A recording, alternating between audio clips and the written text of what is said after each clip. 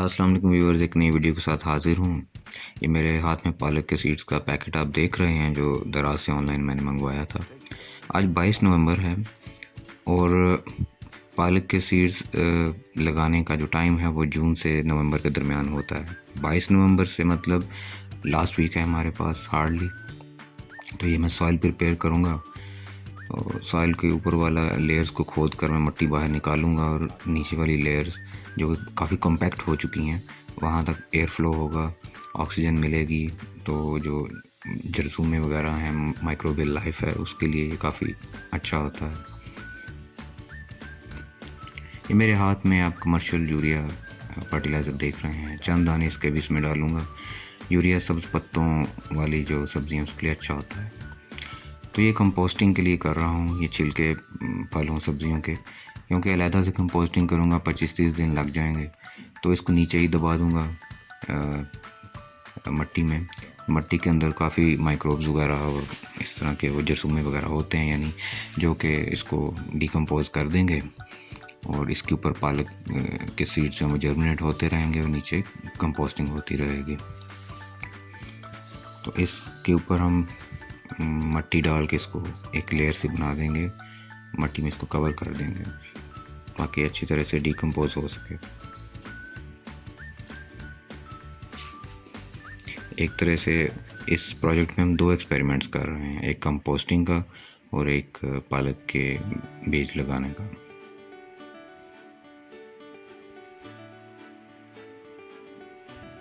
ऐसे मिट्टी के लेयर इसके ऊपर लगा देंगे। तो ये आप देख रहे हैं मैं जाली से लगा रहा हूँ, इसकी फेंसिंग कर रहा हूँ, क्योंकि मेरे पास मुर्गियाँ वगैरह हैं जिन्होंने पिछली दफ़ा भी मेरे ये सब्ज़ियाँ ख़राब कर दी थी।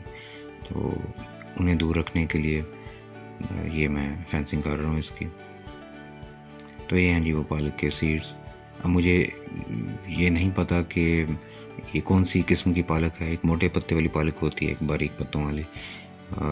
अब मुझे नहीं पता ये कौन सी है। बहरहाल इनको सीड्स को ऐसे ही रैंडमली स्प्रिंकल कर देंगे मिट्टी के ऊपर और फिर इसके ऊपर मिट्टी की एक लेयर से हम बना देंगे। सीड स्प्रिंकल करने का कोई इसमें कोई रॉकेट साइंस नहीं है, बड़ा सिंपल सा तरीका आप देख रहे हैं। धनिया के सीड इसी तरह मैं लगाता रहा हूँ। तो दराज से मैंने कुछ लीफ कंपोस्ट या पत्तों की खाद मंगवाई थी 2 साल पहले। तो उसमें से थोड़ी सी खाद और पुराने गमले की मिट्टी मिक्स करके तो ये एक मिक्सचर सा बनाया, जो इसके ऊपर मैं स्प्रिंकल कर दूंगा। ये लेयर सी जो बनेगी इसके ऊपर फिर हम कोई थोड़ा पानी शावर कर देंगे। तो लेयर इतनी मोटी नहीं होनी चाहिए कि बीज अंदर दब जाएं, उनकी स्प्राउट्स ही ना निकल सकें। और हल्की सी लेयर बनानी है कि सीड्स कवर हो जाएं, एंड दैट्स इनफ। ये हमने पानी शावर कर दिया। तो इसको हम ऐसे ही रहने देंगे और कोई 2 हफ्ते बाद तकरीबन दोबारा चेक करेंगे कि जर्मिनेशन हुई है या नहीं।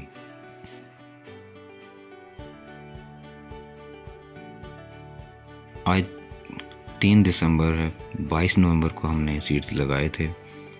तो तकरीबन आप कह सकते हैं कोई 10-11 दिन हो गए हैं।